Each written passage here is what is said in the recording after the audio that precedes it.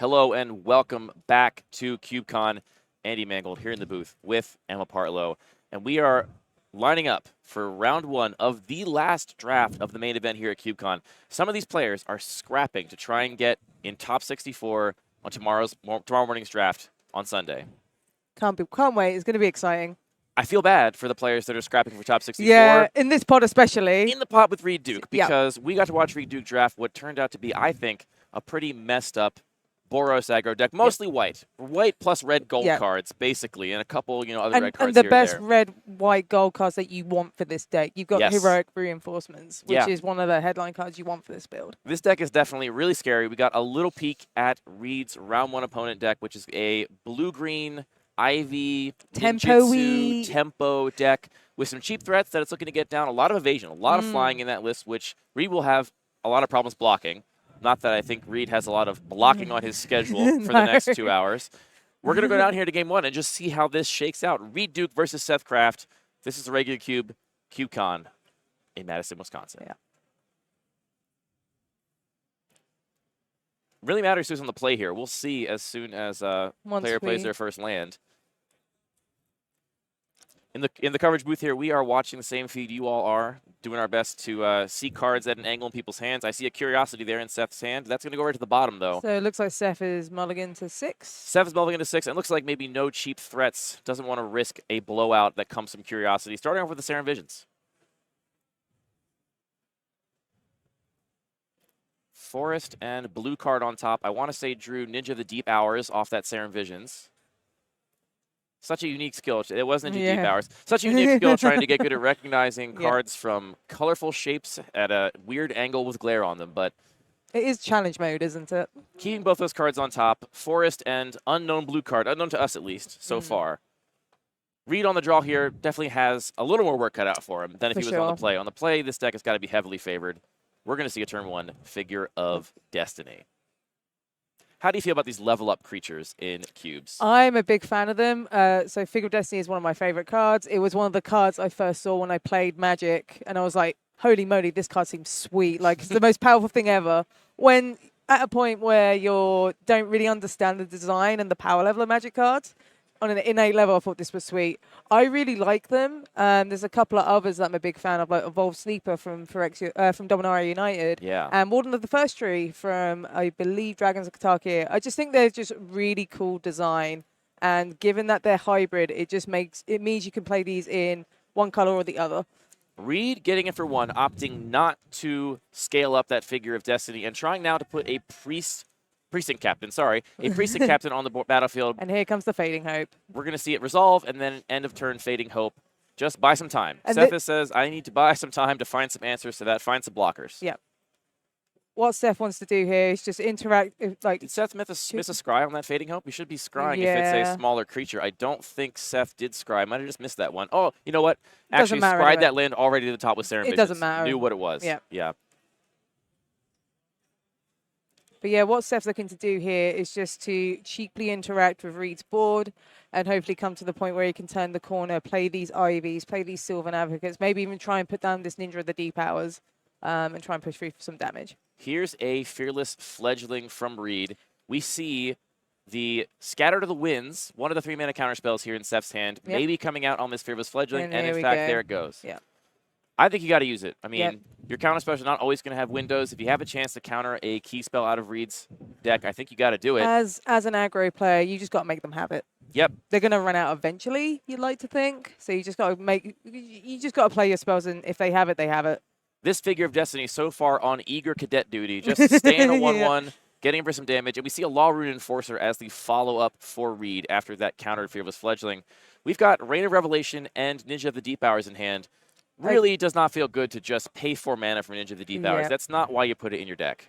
This Rain of Revelation is going to be fired off, I think, at the end of Reed's turn. Yeah, we just have land, Rain of Revelation, Ninja of the Deep Hours. So get a little more information about what Reed is doing. And fire off that Rain of Revelation. Also, hopefully. Seth will need some more interaction as well because he's already used the Scatter to the Winds and the Fading Hope just to stem the bleeding that these aggro decks can do. Now we're getting that Figure of Destiny leveled up a little bit, so this is going to be an attack for 3 instead of just 2. I will say these cards, like Figure of Destiny, can be a little bit tricky from tracking the board state because they don't actually get counters, right? No. You just have to remember now that that is, in fact, a 2/2 instead of a 1/1. Yeah. Can we have a Precinct Captain again? Mother, may I? One time, please. Yes, you may have a Precinct Captain now. And here's that Rain of Revelation on the end step. Fairy Vandal. I think that's Warrant Warden, which is the blue-white. I believe it taps a creature and does create some Fopters. Let's see here. Again, those Because split cards, particularly tricky to figure out which one it is. If it's the Ravnica one I'm thinking of. There are 3 here. It could be Depose, Deploy, Warden, Warden, or even maybe Discovery, Dispersal. It's this one is the Warrant. Warden. Okay, yeah. what's the first one? Discarding land, untapping. Needs to start putting some creatures in play. That's Make Disappear off the top. So we got an answer for the next thing. Lumbering Falls, the Simic creature land, is the land for turn.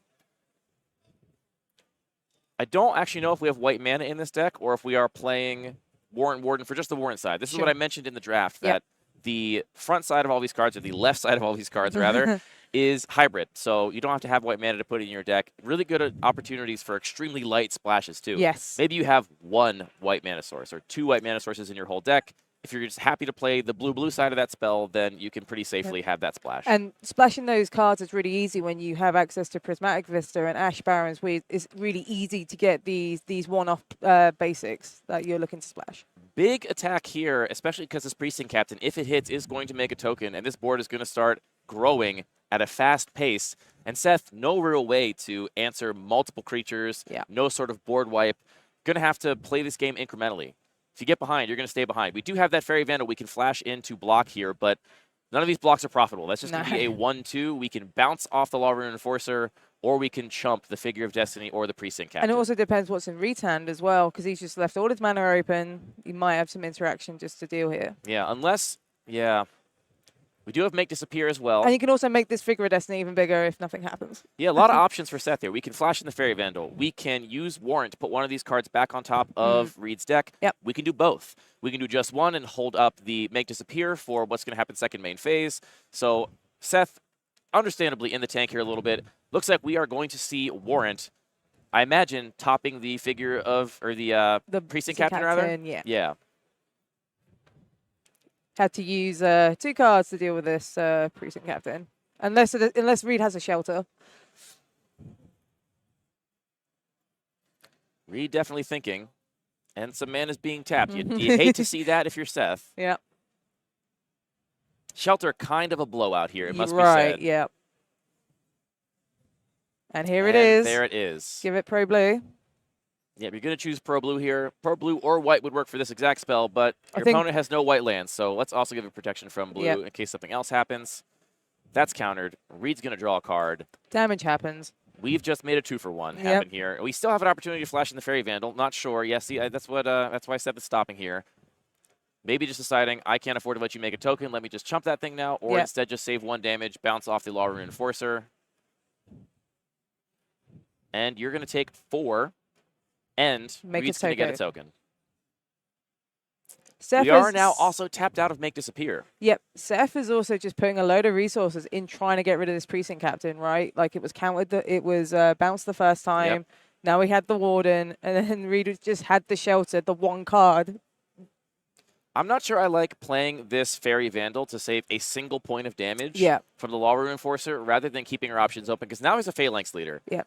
If Reed has another way to target a creature, get that heroic trigger, that's basically GG's on the spot. Which is very easy for Reed. There's a lot of that in this deck. Yeah, we definitely have, I think we counted like 5 or 6 that we thought he might main deck, which is quite a few. Yes. So now we got a Phalanx leader, and that could just be going to get in with the Fairy Vandal and Ninjutsu it. This is what you want to do with your Ninja of the Deep Hours, though not usually when you're this far behind on board. Pestermite was the draw for turn, or the draw off the Ninja of the Deep Hours, rather, I believe. Pestermite will buy you a little time. You can flash that in, tap down a big attacker, maybe trade with something else. There is a unique interaction here that viewers may not be aware of, which is that the heroic triggers happen when you target a creature with a spell. Yeah. Does not matter if that spell resolves. So that Make Disappear even if we see Reed Duke, for example, tap out for like an entwined borrowed hostility, Yeah. still going to get the trigger on Phalanx Leader, which is going to do a ton of damage regardless of whether that spell resolves or not. Exactly, yeah. What sort of outs does Seth have in this spot? I think he has many. So he has this Make Disappear, which kind of does something. Oh, here comes the Launch the Fleet. There is a Launch the Fleet. Reed respecting that people don't know what Launch the Fleet is and playing it mean, upside down. Exactly. Essentially playing it upside down. Now, big respect. we see this only for 2. Do we think Reed is potentially playing around potential counter magic? I mean, this Yeah. it almost seems like Reed has X-ray vision. Yeah. To I mean, if I'm playing against a blue mage that has like 4 blue mana up, well, Seth's going to scoop it up here because you just can't beat this quick clock. But if I'm against like open blue mana, you have to respect something, right? Yeah. Yeah, I think that's the right call by Reed there, saying this is enough. Yeah. And I'm just, instead of possibly leading into some sort of weird blowout, I'm just going to do just enough, keep some other mana up just in case. And this is Reed on the draw as well. I was just going to say the exact great minds, Emma Partlow. That was Reed on the draw. And he just demolished. It was Seth on a mulligan to 6. Yep. And cardboard matters in this matchup. And Shelter was just pivotal on that turn as well. Yeah, it was a huge shelter. That really kind of sealed things up, I would say, for Reed. He was already ahead, and not getting to put that Precinct Captain back on top, which could then maybe get Make Disappear, depending on how Reed sequenced his plays after that, just meant that the game was kind of wrapped up by Shelter. While we are waiting for our players to do some sideboarding, maybe adjust their main deck a little bit, we got to thank one more sponsor here at CubeCon, and that is CubeHeads. Have you met Steve before? I haven't, no. Steve is this wonderful fellow from Delaware who is a big Cube fan, big member of the Cube community, and he has taken it upon himself to document really the human interest stories of the people behind Cube. You know, there are tons of podcasts, articles, whatever out there telling you what the 10 best cards in this set are for your Cube, all this kind of stuff. But really nobody out there that's just showing you the people behind the scenes, showing you the people that are part of this vibrant community that we see on display here in Madison, Wisconsin. And that's exactly what Steve's doing. I'm sure he'll want to interview you at some point. Yeah, no doubt. Is Steve at CubeCon right now? Yeah, Steve is. Okay. You may notice him because every single article of clothing he has is somehow magic swagged out. Okay. He has a Black Lotus jacket and all kinds of other stuff. So if you want to check out some of these videos, go to youtube.com/cubeheads, CubeHeads. Check out these videos. I'll personally recommend an interview with Parker Lamascus, a friend of mine, great Cube curator, great Cube theorist, and a really good interview with him and Steve in Philadelphia in a park. So nice. Real nice video to backdrop. watch. Nice if you just want to. It sounds very quaint. If you just, it is very quaint. It's very quaint. If you just want, some good vibes. They're both very nice, soft-spoken gentlemen. So check it out. It's like CubeHeads. It's like Cube ASMR. Yeah, pretty much. It is a lot. That sounds great. All right, back to the business at hand. What kind of sideboard are we looking for Seth? Oh, I didn't really see much in Seth's sideboard that anything that could do against this Boris Aggro deck. Well, what I wonder is if we see cards like Nesh and Hornbeetle, which were cut for being just Grizzly Bears. Maybe those Grizzly Bears is just enough to stem the bleeding. Yeah, I mean, you know what would have been better in this situation than a lot of cards is Grizzly Bears. I mean, at least would have traded with something in combat. It would have done more than Reign of Revelation or Fading Hope, honestly, even did. That was the problem, and something I kind of realized, as we were looking at when Seth was building his deck, it's just yes, there are some early creatures, but Seth didn't see any of those. He had this Fairy Vandal, which didn't really do a lot. Tapping out for a Rain of Revelation is fine when you're ahead. Yeah, or at parity. Or at parity, but not when you're way behind. Not when you're facing down 6 to 7 power against Reduke of all people. Yeah, and it must be said, Seth on a pretty rough opening hand. We had Curiosity, Rain of Revelation, Ninja of Deep Hours, some lands, and Fading Hope, I believe. Yeah. And that was on a mull, so maybe you don't even keep that on 7, but on 6, you're kind of forced to keep it. Yeah. Bottoming that Curiosity, which was definitely the right call. Agreed. That would have done absolutely nothing in this game.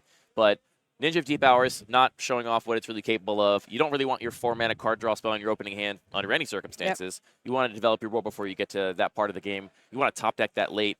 So hopefully we see an explosive, strong, reactive opening hand from Seth here and some good, close magic. If you're Reed, just run it back. I mean, I just run it back. Just run it back, right? I would be thrilled to have that game 1 on the play as the aggro player and just didn't really have much of a sweat. Yeah.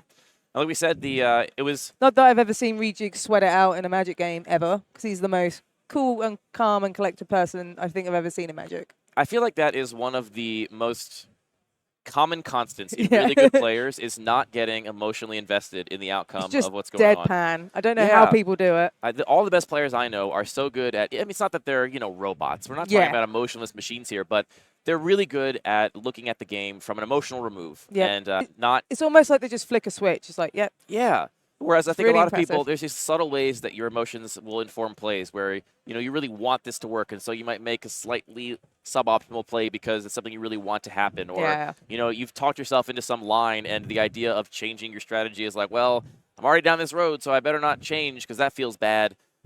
Who cares if it feels bad? If it's optimal, do it. And we're going to see Reduke do just that. Make some optimal decisions here. Let's see what Seth's opening hand is. Lumbering Falls, Land, Fairy Vandal, Fading Hope. I can't see the other card. Couple more lands, maybe it looks like. Yeah, maybe. Gold card there. Certainly looks like a better opening hand than we saw last game. That's Elvish Reclaimer and maybe River Hoopu.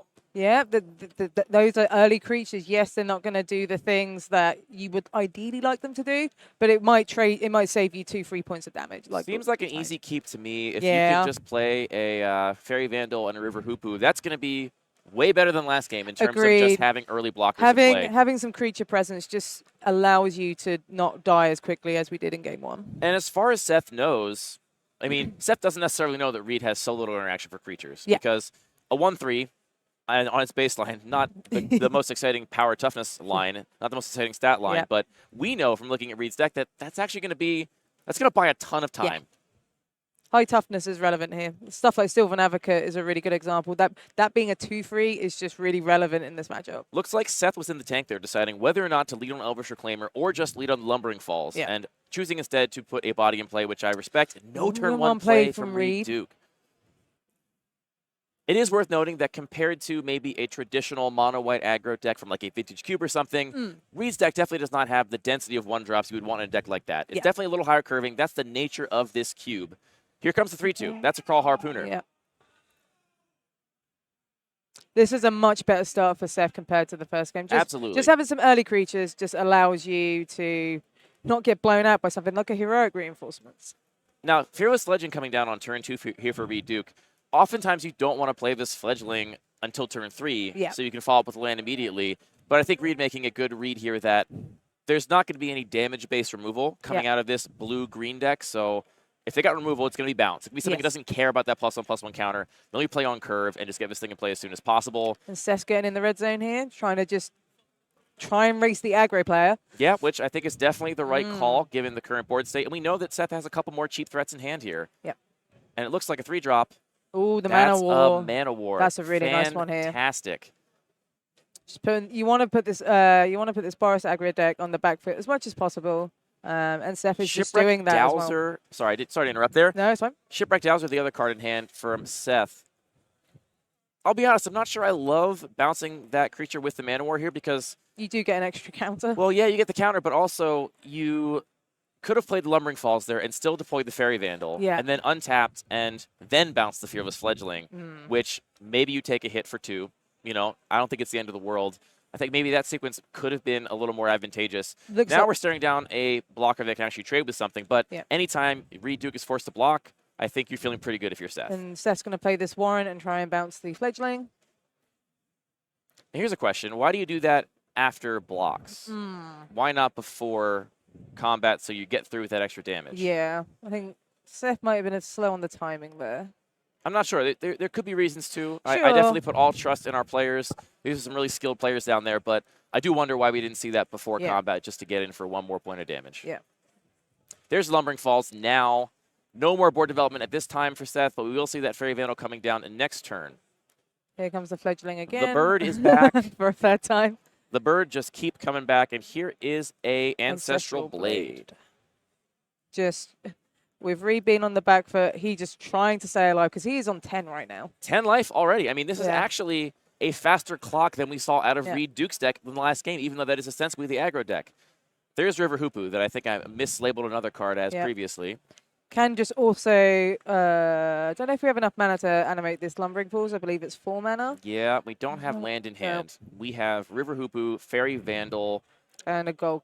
That last Something card else. is evading me. I want to say it's... I want to say it's Is Fading, it Fading Hope? That's what I think it is. It's Fading Hope, which would be great. Fading Yeah. Hope is great in this board state because you are getting under Reed Duke right now. Yep. Here comes the Hoopu.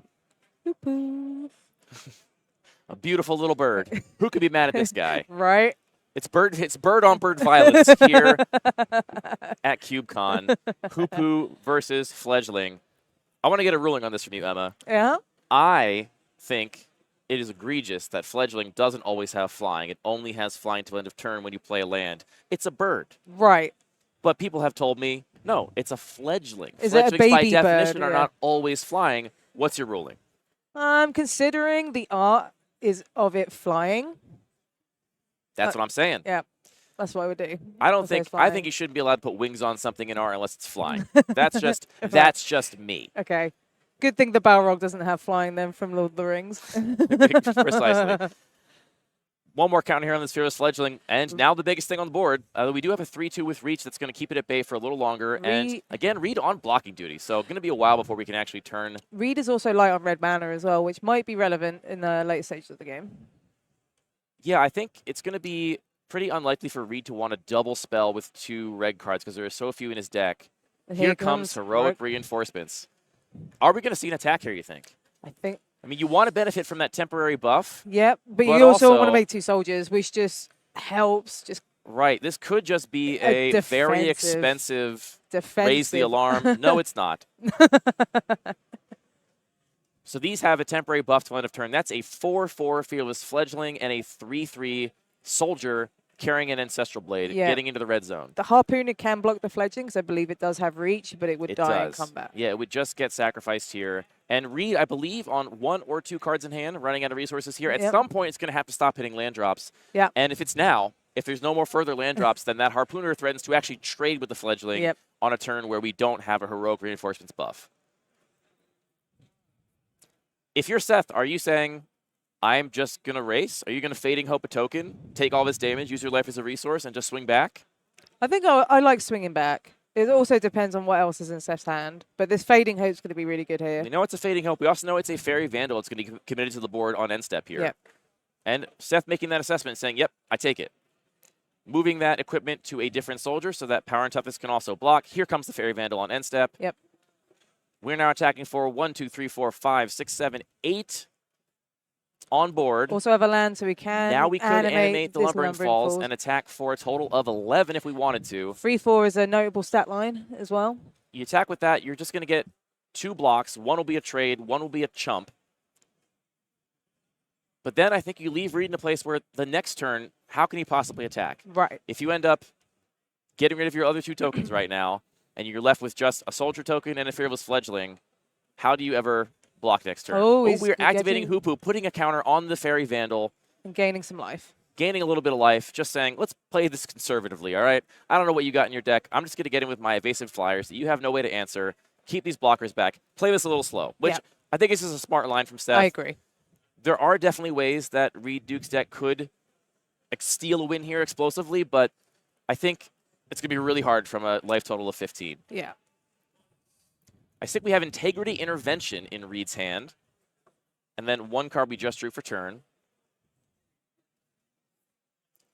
Now that Hoopu and that Fairy Vandal, that's just a pretty powerful engine. It's just a nice synergy, right? Even if Seth does nothing else for the rest of the game, but just activate Hoopu, put a counter on the Fairy Vandal. Reed will be dead in 3 attacks that way. On all the while, Seth will be drawing cards and gaining life just in case something goes awry. Yeah. Reed in the tank here. 3 cards in hand, actually, it looks like. Yes. So I missed 1. We know 1 is Integrity Intervention. Just figuring how he can survive with these flyers in play. Haven't seen a land drop yet. Nope.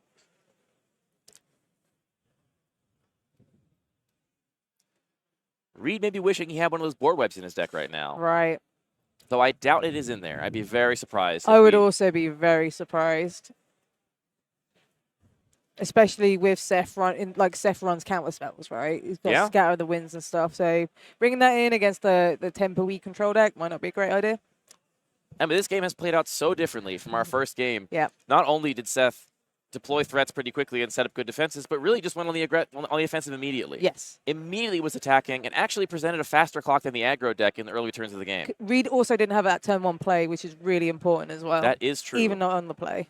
Here comes a Phalanx leader. Now, this is one of the ways that we could potentially have a huge swing in a very short amount of time. Right.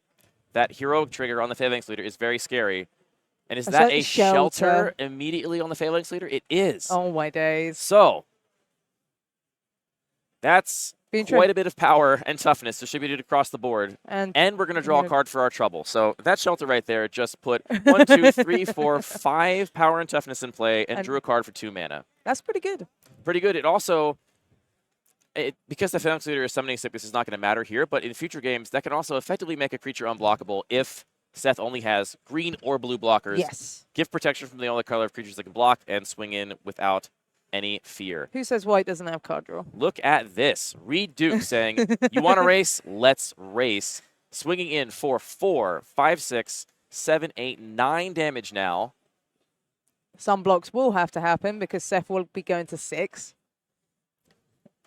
Yeah, I think as far as Seth is concerned, this Crawl Harpooner and Mana War and Elvish Reclaimer, they are just chumps. Yes. They are just fodder for the mill. They are to keep him alive long enough for this Fairy Vandal and River Hoopu to go the distance. If we untap and have another way to target that Phalanx leader, that could be it. That could be it. Just wrap it up. You will no longer have any traits. I mean, honestly, I think you got to take these traits in combat while you can. Yes. Because this is a board state where a Grateful Apparition, for example, would be a huge nightmare for Seth. Yeah. I believe if we're not mistaken, we believe Seth to have a Fading Hope in hand. Yep. Nice little efficient bounce spell that deals with that Fearless Fledgling, which has been growing in a really tidy way. And Reed already proactively committing that shelter to the board, so not able to use it to protect something, which is part of the value of putting him on his back foot like this. Yes. Forcing him to use something like a really powerful protection spell that you don't really want to use. As you don't want to treat it as like a sorcery, basically. Yeah, this was. I mean, we talked about how good that shelter was, but imagine if it had also countered a spell of Seth's. Like in the first game, that shelter blew out that warrant. That's where shelter is the best, but also it's really good in this case because it's essentially just grown the board. I think Seth may have just, if I didn't misread that hand gesture, I think Seth may have just said, take it. Oh no. Just go to 6. Oh no. Is this a borrowed hostility? That is a borrowed hostility. You said take it. Now you're taking 3 more, putting you to 3.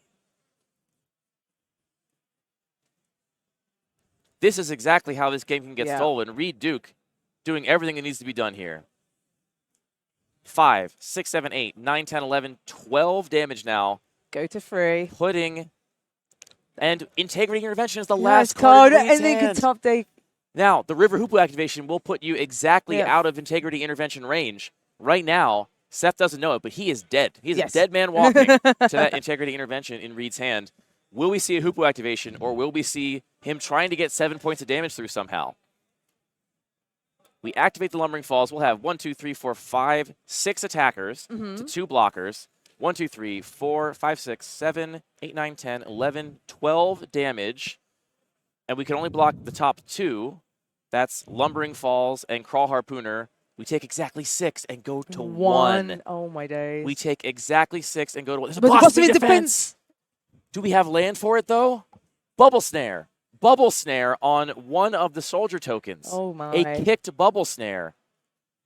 That makes... We can't animate the Lumbering Falls, though. Does that make this lethal? We do have a Blossoming Defense as well to chip in. We do. The Blossoming Defense, I think, is going to make this lethal. Yeah. 1, 2, 3, 4, 5, 6, 7, 8, 9. Yep, here we go. Yep. That's lethal. Yeah. That's game. Oh, that was so close. Stolen. I mean, I can't decide who stole this game.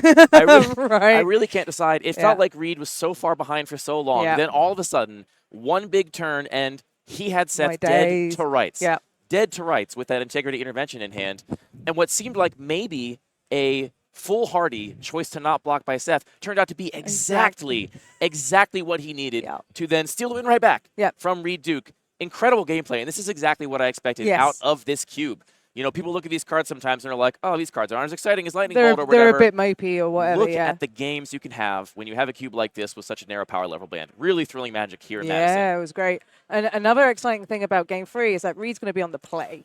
Yeah, that's exciting. That is Maybe not exciting if you're Seth, but it's definitely going to be exciting for us. It's exciting considering how Reed was managed to win the first game, being on the draw, nearly won that game, being on the draw. My goodness gracious. Being on the draw with no 1-drop, too. Right. I mean, a 1-drop getting in a couple points of chip damage before Seth was able to stabilize would have also made the difference in that game. So really, really thrilling Magic here. And we're going to see a Game 3, which I love. Yes. I just love to see more Magic. More games, more Magic, more cube. The first game with Reed on the play, though, I definitely would be shaking in my boots if I was Seth.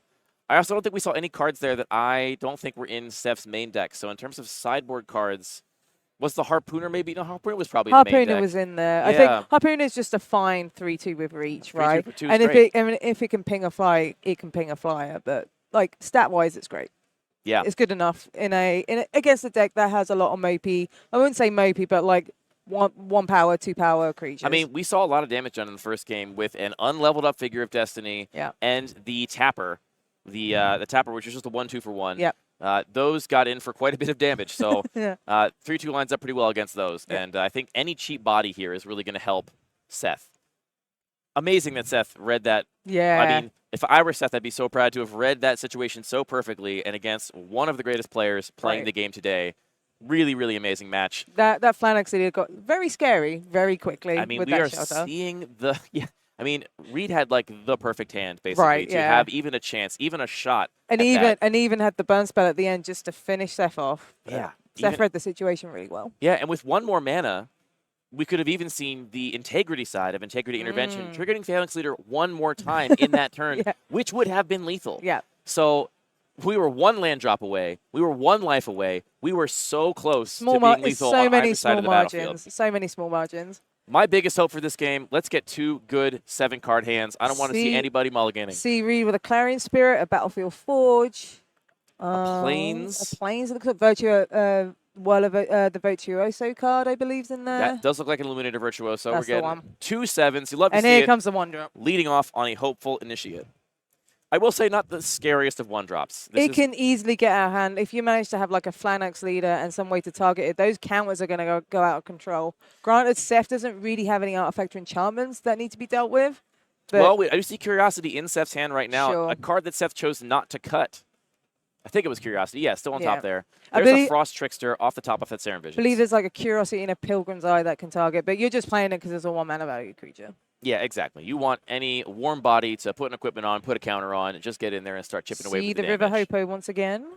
I think that card's quite good in this matchup. I mean, the 1/3 body for 2 and the late game life gain. Late game life gain. Say that 4 times fast. That is, I think, a potent combination in this matchup. Indeed.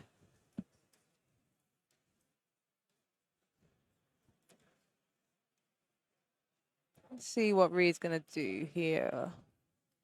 I'll probably play this Virtuoso, would be my guess. Just try and establish the board. I think the question does come up. If you have another 2-drop, do you wait? If you have a 2-drop and a 1-mana combat trick or targeting spell in hand, you maybe wait so you can guarantee get some connive value off that Virtuoso. But we see Reed playing it out.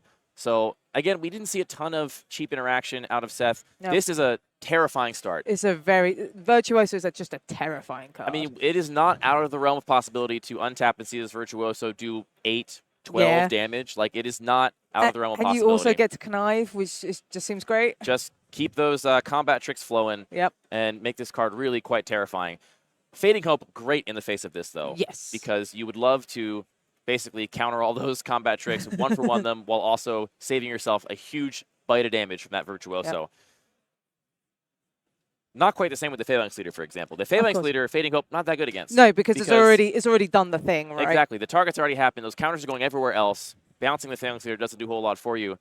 Land Hoopu, probably what you got to do in this spot, but I think Reed might be smelling blood in the water if he has any combat tricks in his hand for this Virtuoso. Here comes the Battlefield Forge. We got the red mana for it. What are we going to do here? Maybe a main phase Shelter. Just another 2-drop. Clarion Spirit's a Clarion nice one. Spirit. He has the Entwine Red spell. Yeah, doing this before combat tells me we definitely are going to see a combat trick out of Reed Duke. Otherwise, you would just play this Clarion Spirit after combat. Also, Seth is just tapped out, so you can just do whatever. Yeah, that's true. It's a good window of opportunity here.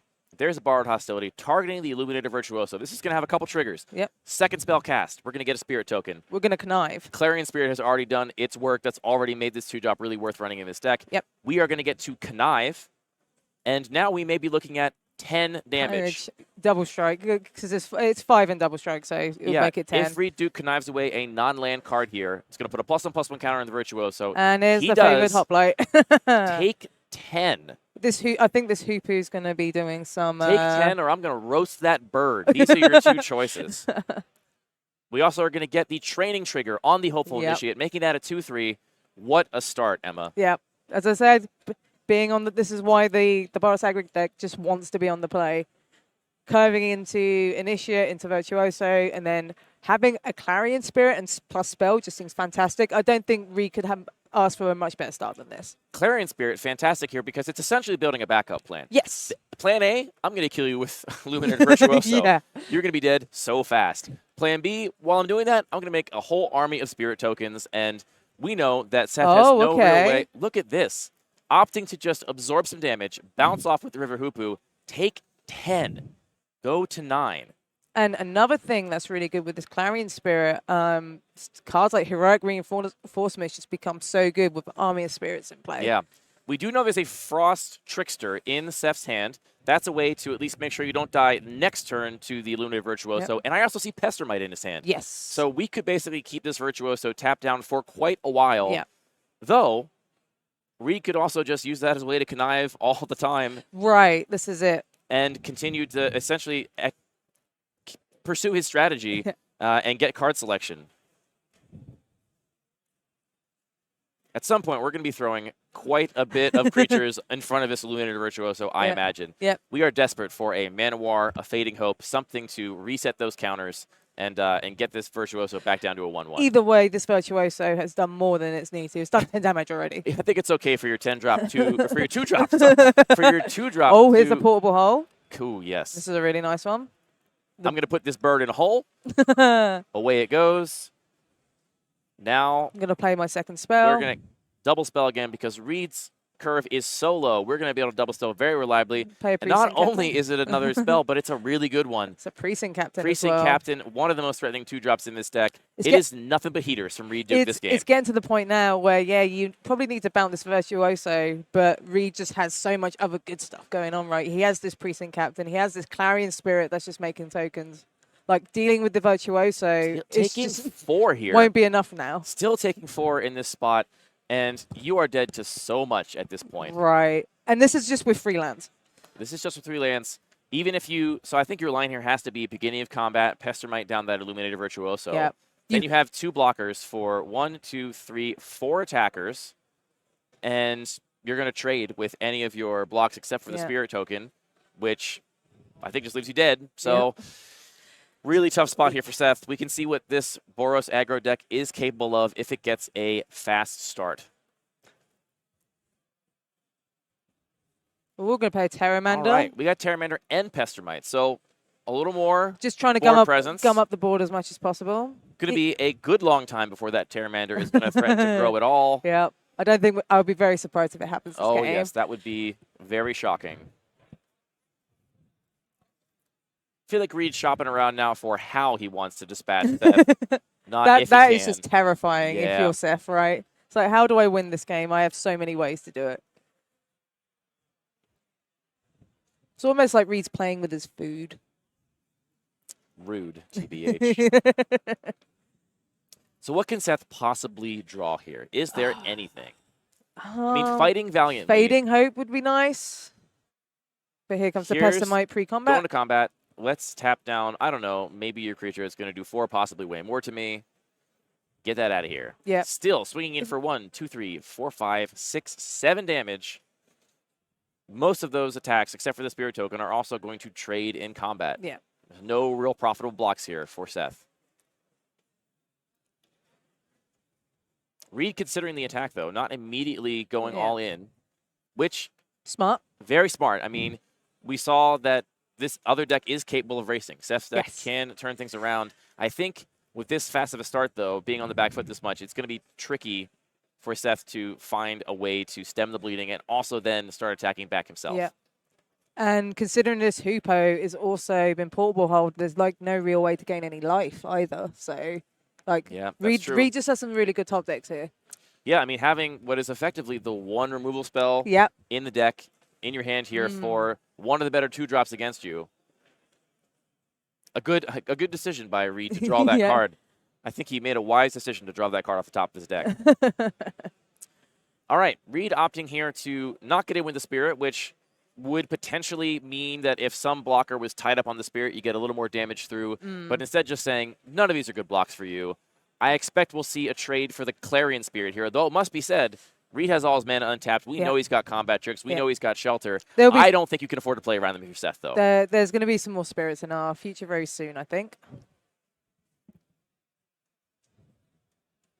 It'd be really impressive if the last 2 cards in Reed's hand were both instants and we could double spell in response to a block on the Clarion Spirit. That would be really disgusting. Also, Seth has to worry next turn that depending on what Seth draws, this Virtuoso might be getting in for the first time in a few turns. That's true. We have not seen an answer out of Seth's hand. We don't know all the cards right now, but we've expended our use of our Frost Trickster and our Pestermite, so we need to find another answer to that Virtuoso. It's like, what does Seth need to turn the game here? I think a miracle. I believe it's a miracle is what Seth's going to need. Like what? Like an actual miracle card, or there's no miracle card in the cube. For me here, I think the block is Pestermite on that Clarion Spirit. Yep. Try and stem the bleeding, and then I guess maybe throw the Terramander in front of the Precinct Captain to keep from getting another token. Take 2. Keep your Frost Trickster. See if Reed does anything in response, because he does have 2 cards in hand, so it could very well just have something. Just try and get some value. Okay, opting to instead trade the Frost Trickster for the Hopeful Initiate by double blocking. So letting the Precinct Captain through. The first trick on that Precinct Captain means there's absolutely no way to block that. That is at all advantageous for Seth. Seth falling to 3.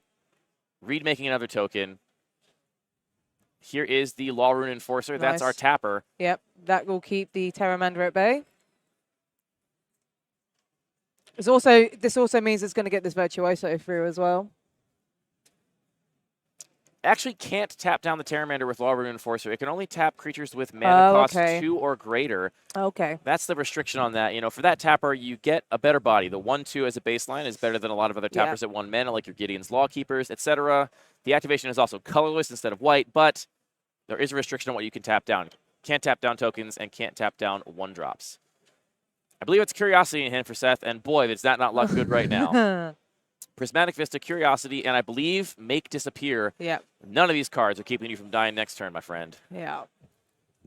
Looks like we might see Curiosity on Terramander, attack, draw a card. Just see what? Just the classic look at the top card of my deck. Just see what happens.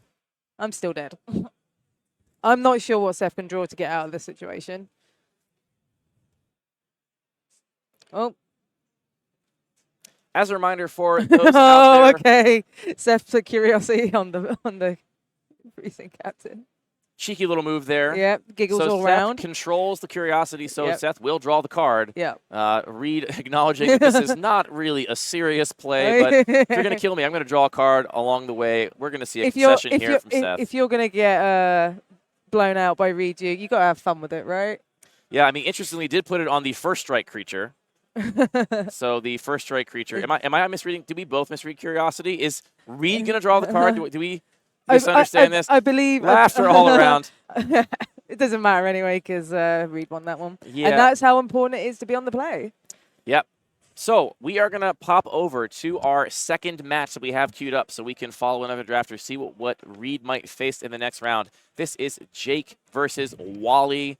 We are looking at a green-red deck versus a red-blue deck. We have a Jehoira in play, Burning Tree Emissary. I think we're more of a Grixis deck because we do also have this Reckless Crenarium as true. Well. And I see a Legolas Master Archer with a +1/+1 counter on it. So we found the green player? We found the green player, and it's Jake. We are also tied up at 1 game apiece. Reminder for those of you watching out there, this is our last main event draft here at CubeCon. These players are playing for top 64 contention. Some of them, like your Reed Dukes, they're already locked. Others are on the bubble, and they are trying to get in. This is a Traxos Scourge of Krug, a huge threat in this cube, immediately untapped with the legendary spell Fibble Fib. Now presenting 7/7 Trample. Wally's on the back foot here because he's on 3 and Jake's on 19. Yeah, that's a 7/7 that's going to be blocking. Yeah. Jake definitely seems to be in the commanding position in this spot. Tomorrow, we will have coverage of the top 64 draft in the morning here, Central Time. Jay Light Ranger here from Jake. And then tomorrow afternoon is our top 8 draft. The winners of those top 64 drafts, the winners of each pod, will be drafting a copy of the Magic Online Vintage Cube. What a deck we see from Jake here. We have Bloodbraid Elf. We have Legolas. We have Wolfhere's Silverheart, which is this another payoff for targeting your creatures with things. Jake will have gotten fed in this draft by getting those combat tricks late. No one was taking those green spells, so as open as Reed Duke's deck was, Jake's colors were probably equally open.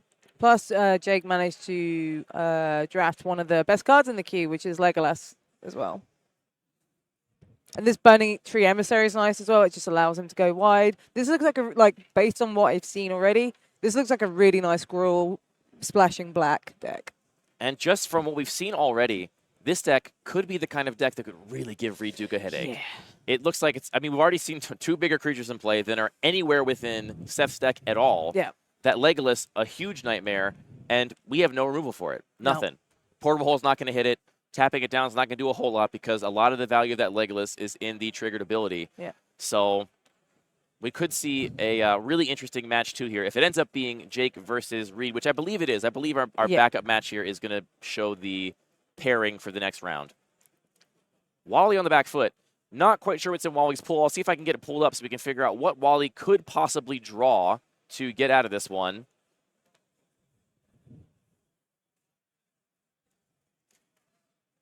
Wally is still deliberating on what to do here in more of a way to figure out how they can survive.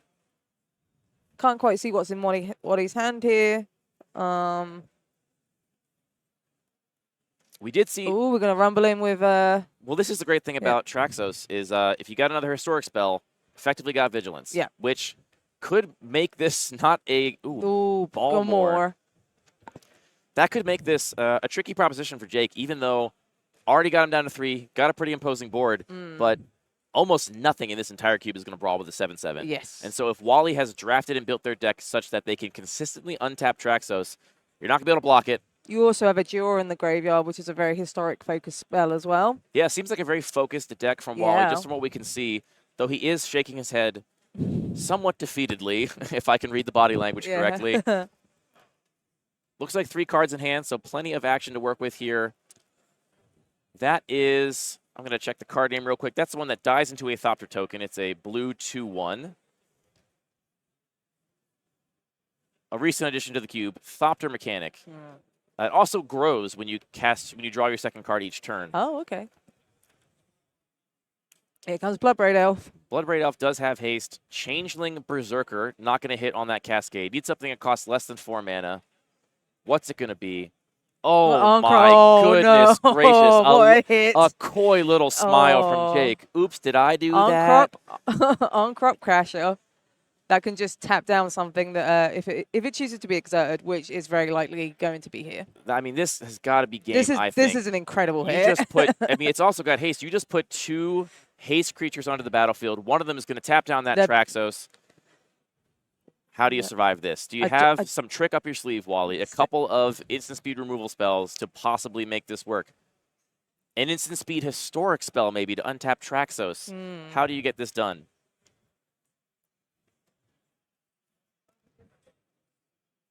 Not even bothering to indicate the exert at the table because there's not going to be a turn where that is not going to untap, I don't think. I think this is going to be lights out for Wally here. Looks like we missed some really great magic over here, too. They went to game 3. This board state already very fascinating. And there we go. And Jake gets the win. I am so excited to see. This is going to be a really fun matchup. Oh, my goodness Round gracious. 2 is going to be sweet. I mean, when you start Bloodbraid Elfing into Legolas, into On-Crop Crasher, into Burning Tree Emissary, into Jadelight Ranger, these are the cards that are going to pose a real problem to Reed Duke. Well, that was fun. Love this cube. Love the games this cube creates. Really awesome stuff. Yeah. So we're going to get our players shuffled up here. They're going to move on to the next round. We may have other rounds to finish up before we can get our pairings. Then we're going to come back, and we are going to see Reed Duke's Boros aggro deck with some heroic sub-themes go up against what, as far as we can tell, seems like a pretty terrifying red-green stompy deck. With Legolas. With Legolas, and that deck will have gotten every green card it wanted on the wheel based on what we saw out of the packs from Reed's seat. No one else appears to be playing green, so this deck will have had the pick of the litter. Yep. It's going to have that Saddle Rhyme Stag we saw. That card's great in this matchup. It's already got a bunch of 3-drops that are going to cause a big headache, so can Reed do it? Can Reed pull the rabbit out of the hat? It's been a long day here at CubeCon. I believe, forgive my bad speech. I believe in Reed. I have to believe in Fraben Inspector. Then the rules. Fraben Inspector is going to go the distance. This is Andy Mangold and Emma Partlow coming to you from Madison, Wisconsin. Don't touch that dial. We got 2 more matches to play here tonight, and it's going to determine what our top 64 is for tomorrow. Yep. We'll see you soon.